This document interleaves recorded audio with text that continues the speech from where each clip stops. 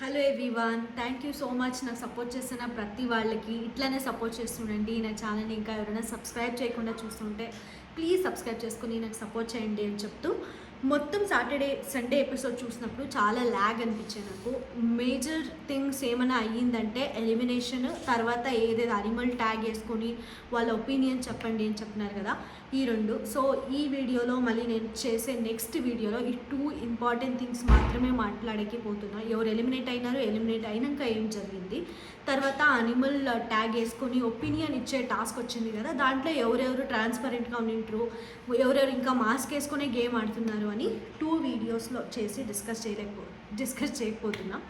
ఇంకా animal tag వేసుకొని ఎవరు జెన్యూన్గా వాళ్ళ ఒపీనియన్ చెప్పినారు అని డిస్కస్ చేసేకపోతే, ఈసారి సీజన్లో ఎంటైర్ కంటెస్టెంట్ని చూసేకపోతే చాలా అమ్మాయిలు స్ట్రాంగ్ ఉన్నారని అనిపించింది. ఎందుకంటే వాళ్ళు రాంగ్ మాట్లాడుతున్నారా రైట్ మాట్లాడుతున్నారా అని పక్కకు పెడితే వాళ్ళకి అనిపించింది మాట్లాడుతున్నారు, గట్టిగా మాట్లాడుతున్నారు. ఎవరో ఏమో అనుకుంటారా, నేను నెగటివ్గా అయిపోతానా అని ఏమీ థింక్ చేయకుండా స్ట్రాంగ్ పాయింట్స్తో ముందుకు వచ్చి మాట్లాడుతున్నారు.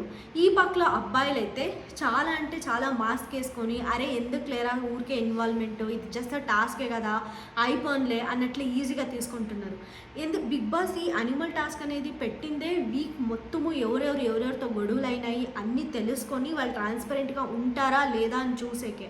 అట్లున్నప్పుడు దోమ అని తీసుకొని నిఖిల్ భాష అని చెప్పేది, మళ్ళీ ఆదిత్య గారు కూడా దాన్ని కాపీ చేసేది, మళ్ళీ యష్మిని సార్ తను కన్నింగ్ అనిపిస్తుంది అని వాళ్ళ టీం వాళ్ళే జోక్గా చెప్పేసి దాన్ని కన్వర్సేషన్ ఏం చేసేది అబ్బాయిలు అస్సలు నచ్చలే.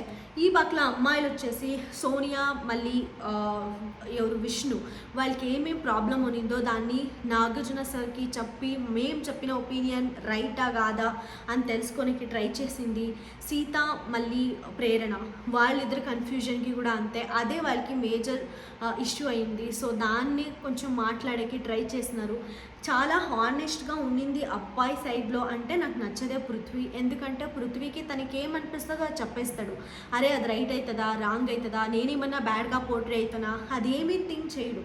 ఆనెస్ట్గా జెన్యూన్గా ఉండేది హౌస్లో నాకు అనిపించేది ఇప్పటికీ పృథ్వీ కొంచెం హౌస్లో ఇంకొంచెం ఇన్వాల్వ్మెంట్ అయితే పక్కా టాప్ 5 అనిపిస్తుంది.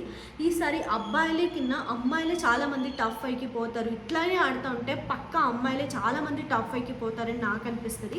చాలా గట్టిగా ఆడుతున్నారు. ఇంకా డైరెక్ట్ టాస్క్ని డిస్కస్ చేసకపోతే ఫస్ట్ నాగార్జున సార్ నబిల్ని పిలుస్తారు.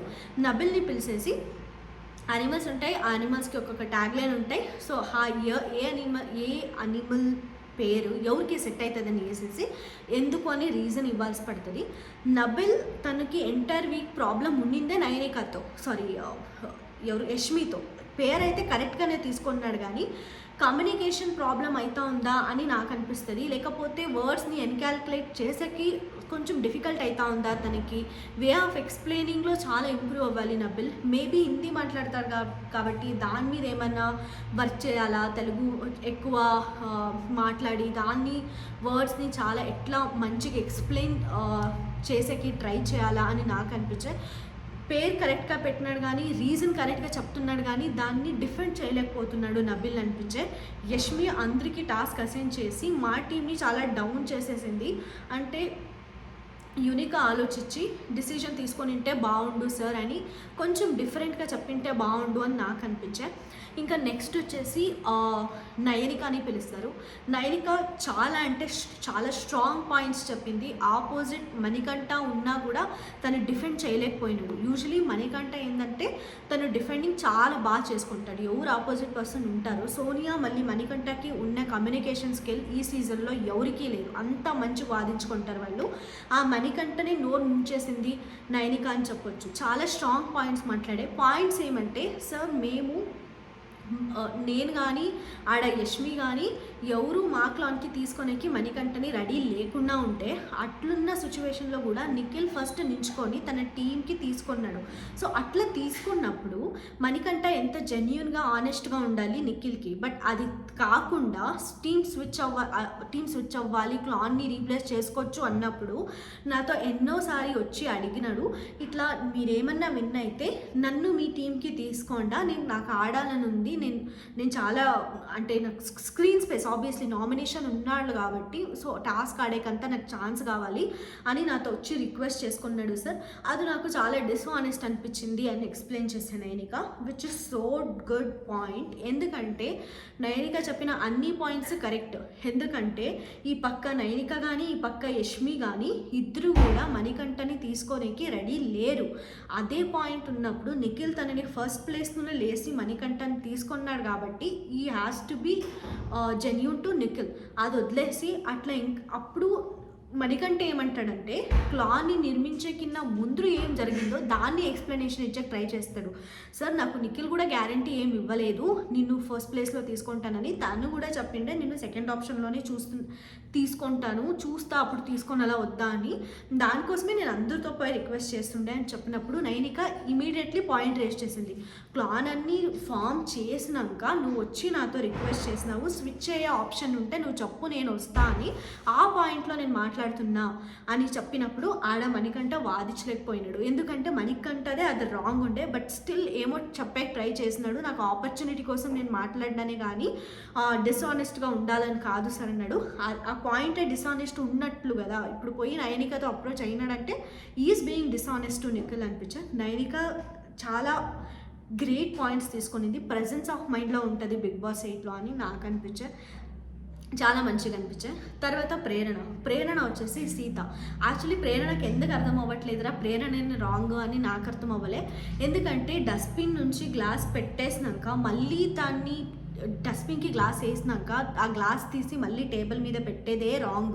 దాన్ని నేను రైటు, అది మేము చేయకూడదు, దానికే నేను వచ్చి టేబుల్ మీద పెట్టినా, అది ఏమన్నా నీకు కట్ అయ్యింటే సారీ అని చెప్పేసి అప్పుడే రాంగ్ చేసిన ప్రేరణ మళ్ళీ ఇప్పుడు అదే పాయింట్ని తెచ్చి సీతకి సార్ అది ఎప్పుడు ఎట్లుంటుందో చెప్పే కాదు నమ్మే కయ్యలేదు సార్ అని ఒక ట్యాగ్ లైన్ ఇచ్చింది కదా, బక్వాస్ అనిపించా నాకు. బట్ అట్లీస్ట్ ఏ ప్రాబ్లం ఉందో ఆ ప్రాబ్లమే చెప్తా ఉంది. ఊరికే భాష వాళ్ళకంతా చెప్పేసి నవ్విస్తాడు, కుళ్ళు జోకులు వేస్తాడు అని సిల్లిగా చెప్పేసేసి ఒక స్ట్రాంగ్ పాయింట్స్ వచ్చి రాంగ్ పాయింట్ అయినా పర్లే అట్లీస్ట్ ఎందుకురా వారు అని చిల్లు కొట్టేది ఇడిసేసి ఏ పాయింట్ ఉందో ఆ పాయింటే మాట్లాడింది కదా ప్రేరణ, అది నాకు నచ్చింది. తర్వాత సీత కూడా చెప్పింది సార్ ఫస్ట్ ప్రేరణ ఇట్లా నమ్మేకి అయ్యలేదు సార్ అని చెప్పేసి ఆపేసినప్పుడు నాగార్జున సార్ రీజన్ ఇచ్చినా కూడా ప్రేరణ రీజన్ చెప్పేకి రెడీ కాకుండా ఉండే. అప్పుడు సీతానే చెప్పిండే సార్ ఇట్లా డస్ట్బిన్ మీద తీసి పెట్టింది కదా సార్ అది తన పాయింట్ అన్నప్పుడు ప్రేరణ ఉండేసి సార్ అదంతే కాదు సార్ మేము అప్పుడు అందరూ కూర్చొని మాట్లాడుతున్నప్పుడు ఎవరు తన ఈగోకి పర్సనల్గా తీసుకోకండి అన్నప్పుడు కూడా సీత తనకే అనింది అని అర్థం చేసుకొని అని చెప్తుంది ప్రేరణ. బట్ ఆడ ప్రేరణ అనిందే సీత కోసము, ఎందుకంటే నిఖిల్ ప్రేరణ అప్పుడే డిస్కస్ చేసింటాడు. ప్రేరణ అరే నీకేమనిపిస్తుందో చెప్పే అన్నప్పుడు నిఖిల్ చెప్పింటాడనమాట, అరే అది తన ఈగోకి పర్సనాలిటీకి తీసుకొని మళ్ళీ వాళ్ళు ఫీల్ అయిపోతారు నేను మాట్లాడలేను అన్నప్పుడు అదే ప్రేరణ వచ్చేసి సీతకు అర్థం అవ్వాలని ఆ పాయింట్ డిస్కస్ చేస్తుంటారనమాట ఆడ. సో అది కూడా రాంగ్ అయ్యా ప్రేరణది. మళ్ళీ ప్రేరణ ఏమీ ఆర్గ్యూ చేయలేకపో కూర్చొనేసింది. తర్వాత నిఖిల్ వచ్చినాడు. నిఖిల్ ఛార్జ్ చేసినప్పుడు నేను అనుకున్న బేబక్కకి ఏమన్నా నక్కను ఏమైనా పెట్టేసి సార్ ఇట్లా నాది సోనియాది ప్యూర్ ఫ్రెండ్షిప్ అయినా కూడా కొంచెం దాన్ని వాల్యూ ఇవ్వలేకపోయింది, ఏదేదో మాట్లాడింది, మళ్ళీ నన్ను అడ్మినిస్ట్రేషన్ చేసేటప్పుడు సోనియాకి నేను చాలా ఇంపార్టెన్స్ ఇచ్చినట్లు అంటా ఉంది. బట్ అకార్డింగ్ టు మీ నాకు సోనియానే స్ట్రాంగ్, దానికోసమే నేను సోనియా నా టీం కావాలనుకున్నా, అట్లా ఏమన్నా స్ట్రాంగ్గా మాట్లాడతాడో నేను అనుకున్నా. బట్ నిఖిల్ చాలా సేఫ్గా ఈడ భాష పేరు తీసేసి సార్ దోమ కుళ్ళు జోకులు వేసేస్తాడు, తల మీద పోతుంది మాకు ఆ జోక్స్ అన్నీ, ఊరికే చంపుతాడు కుళ్ళు జోక్స్ వేసేసి అని చెప్పేసింది. దాన్ని ఆదిత్య గారు కూడా వచ్చి మళ్ళీ భాష పేరే చెప్పేసి సార్ సేమ్ రీజన్ సార్ కుళ్ళు జోకులు వేసేసి నన్ను చంపుతాడు అని చెప్పేదేంది. అన్ని స్ట్రాంగ్ పాయింట్స్ ఉన్నప్పుడు ఆదిత్య గారికి పృథ్వీ మీద చాలా మిస్అండర్స్టాండింగ్స్ ఉన్నాయి కదా, దాని గురించి మాట్లాడచ్చు కదా, ఎందుకు భాష ఈడ కూడా అనిపించే. అట్లీస్ట్ భాష is taking initiative to say Manikanta చాలా బాగా ఆడట్లేదు అని, బట్ వీళ్ళైతే ఏమీ తీసుకోవట్లేదు. ఆడ యష్మి కూడా బేబక్కకు చాలా అమ్మాయిలు ఎవరెవరు రీజన్ చెప్పినారో ఎవరు మాస్క్ వేసుకొని ఆడలే. యష్మి కూడా చెప్తుంది సార్ బేబక్క ఏమన్నా మాట్లాడాలి అంటే ఆ టైం చూద్దాంలే. పృథ్వీ మళ్ళీ యష్మి సేమ్ రీజన్ చెప్పినారు బేబక్కకి. వాళ్ళు ఏం రీజన్ చెప్పినారో అదే బయట కూడా అనిపించింది మాకు. ఒపీనియన్ బేబక్క మీద మాకంతా ఒపీనియన్ ఉండింది. ఏమన్నా మాట్లాడుతుంటే ఇనిషియేటివ్ తీసుకొని ఇమీడియట్గా మాట్లాడలేకపోతుంది. అంటే తర్వాత మాట్లాడుకుందాంలే అని అనుకుంటుంది. ఇంకా ఏమన్నా టాస్క్ వచ్చినా కూడా అంతా పట్టించుకోదు. తనే డిసైడ్ అయిపోతుంది అనమాట. సరేలే ఫిజికల్ టాస్క్ నాకు కాదు, నాకు ఈ పని అయ్యేది కాదు అని తనే డిసైడ్ అయిపోతుంది. సో ఇట్లా కేర్లెస్గా ఉంటుంది బేబక్క. మళ్ళీ వేరే వాళ్ళ ఒపీనియన్ మీద డిపెండ్ అయ్యి ఉంటుంది. ఆ రోజు కుక్కర్ తనదే కరెక్ట్, సోనియా చెప్తుండేది రాంగ్ అని తెలిసినా కూడా తను వాదించలేకపోయింది.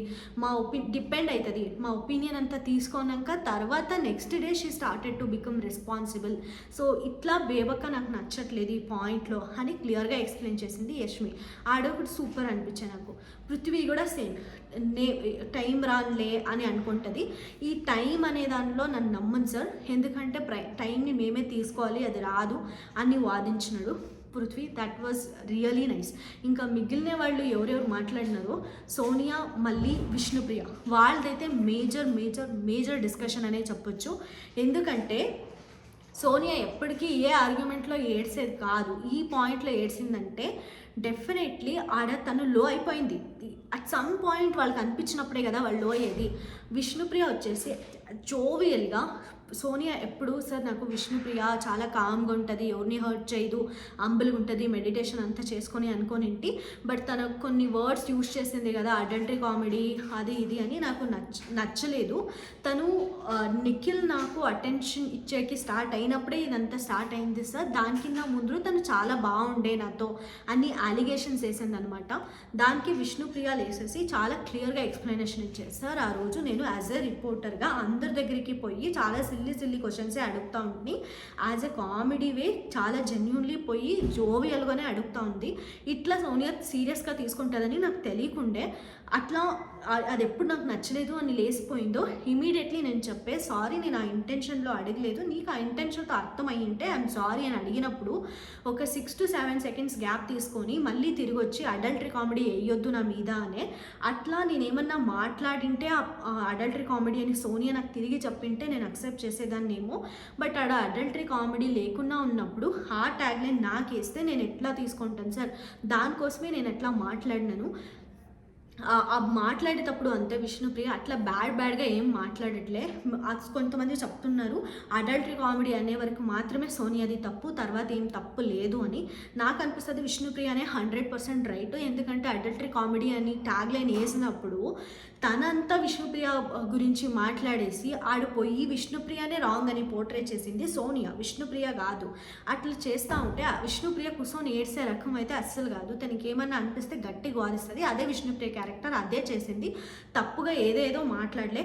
ఈ మాత్రమే స్త్రీ అని అనింది కదా, అది కూడా రైట్ అని నేను అనిపించేది. ఎందుకంటే అడల్టరీ కామెడీ వేరే వాళ్ళు అడల్టరీ కామెడీ వేసేటప్పుడు ఈఎం మాత్రమే మంచిదా? అడల్టరీ కామెడీ అనే వర్డే తప్పు, మైండ్ థింక్ చేస్తున్న మైండ్ రాంగో, దాంట్లో ఉన్నప్పుడు అట్లా మాట్లాడింది రాంగే. మళ్ళీ నిఖిల్ తనతో ఫ్రెండ్షిప్ చేసే వరకు అనింది కదా సార్, దానికి జస్టిఫై ఇవ్వాలంటే నాకు నిఖిల్ బయట కూడా చాలా తెలుసు. నామినేషన్ అయినప్పుడు కూడా అంతే, లేచి నన్ను నామినేషన్ నుంచి బయట పెడతాడేమో అనుకున్నా, అది కూడా జరగలేదు. తర్వాత క్లాన్కి తీసుకోవాలన్నప్పుడు కూడా తను ఇనిషియేటివ్ తీసుకోలేదు నన్ను తన క్లాన్కి తీసుకోవడానికి. సో దానికి నాకు ఎక్స్ప్లెనేషన్ కావాల్సిందే. దానికోసమే పోయి నేను నిఖిల్తో ఎక్స్ప్లెనేషన్ అడిగినాను. ఆ నిఖిల్ ఎక్స్ప్లెనేషన్ ఇచ్చిన దానికి నాకు తన మీద ఇంకా రెస్పెక్ట్ చాలా ఎక్కువ అయింది ముందు కింద అని క్లియర్గా ఎక్స్ప్లెనేషన్ ఇస్తుంది. దీనికి ఎండ్ అయిపోయా. తర్వాత విష్ణు ఛాన్స్ ఇచ్చినప్పుడు ఎవరికి ఏమి ఇస్తారు అన్నప్పుడు చాలా క్లియర్గా ఎక్స్ప్లెనేషన్ ఇచ్చింది అని నాకు అనిపించే. సోనియాకి చెప్తుంది సార్ ఆ అమ్మాయి నా మీద అన్ని వర్డ్స్లన్నీ వాగేసి అడల్టరీ కామెడీ మళ్ళీ ఇంకా ఏమేమో ఎక్స్ట్రావగెంట్ ఏమేమి మాట్లాడితో అదంతా మాట్లాడేసి తన పోయి వేరే వాళ్ళతో కూర్చొని ఏడుస్తూ ఉందేంటి? ఏడవాల్సింది నేను కదా అనిపించే ఆ మూమెంట్లో అనే. అది సీరియస్లీ నాకు కూడా అట్లనే అనిపించింది. విష్ణుప్రియని తిట్టేసి సోనియా పోయి ఏడుస్తుందేంటి అని అనిపించే. సోనియా అప్పుడే చాలా బ్యాగేజ్ తన లోపల ఉండింది కాబట్టి ఆల్మోస్ట్ 4 to 5 days నుంచి ఆ బ్యాగేజ్ని రికవర్ చేస్తూ అంత గట్టిగా ఏడ్చింది. కానీ విష్ణుప్రియ అన్నిన దానికే అంత గట్టిగా అసలు ఏడవలే సోనియా. అది మేము అంతా తెలుసుకోవాల్సిందే. ఫుల్ ఎక్స్ప్లెనేషన్ చూస్తే ఈ టాస్క్ ఏం ఇచ్చినారో దాంట్లో అమ్మాయిలు చాలా గట్టిగా వాదించుకున్నారు. వితౌట్ మాస్క్ అది రాంగ్ రైట్ క్లియర్గా ఎక్స్ప్లెనేషన్ చేసేకి ఆపోజిట్ పర్సన్కి ట్రై చేస్తున్నాడు. ఈ పక్క అబ్బాయిలు అయితే కరెక్ట్గా వాదించింది పృథ్వీ మాత్రమే అనిపించే. ఇంకా అందరూ సేఫెస్ట్ రీజన్ మీద పోయినారు. భాష కొంచెం ఓకే, అట్లీస్ట్ మణికంఠకి సార్ కార్నర్గా ఉంటాడు అని మణికంఠని పట్టేస్తున్నాడు అంతే. భాష మణికంఠని వదిలేయట్లేదు. మణికంఠ ఎవరు వేసేస్తారో వాళ్ళ మీద పోయి చెప్తాడు. అది కామెడీగానే వెళ్ళిందని చెప్పొచ్చు. ఎవరు స్ట్రాంగ్ పాయింట్స్ మీద వచ్చి చెప్పలే. పృథ్వీ ఒక్కడే వచ్చి బేబక్క ఇట్లా నువ్వు ఈ హౌస్కి ఫిట్ కావు, నువ్వేమైనా పాయింట్స్ తీసుకొని మాట్లాడువు, రేపు టైం రానులే అని అంటావు అని పృథ్వీ ఒక్కడే జెన్యూన్గా చెప్పింది. ఇంకా మిగిలిన నిఖిల్ కానీ, తర్వాత ఆదిత్య కానీ, అబ్బాయి కానీ, భాష ఇలా అందరూ తుస్పట అంటే భాష కవరప్ చేస్తున్నాడు మణికంఠని యూజ్ చేసుకొని. అందరూ తుస్పటకి అమ్మాయిలు అయితే సూపర్ అనిపించాయి ఈ టాస్క్ ఆడేటప్పుడు. ఇది మా ఒపీనియన్, నా ఒపీనియన్. మీ ఒపీనియన్ ఏముంది అని నాకు కమెంట్ సెక్షన్లో చెప్పండి అని చెప్తూ నేను ఈ వీడియోని ఎండ్ చేస్తున్నా. నెక్స్ట్ వీడియోలో కలుద్దాం. Thank you so much.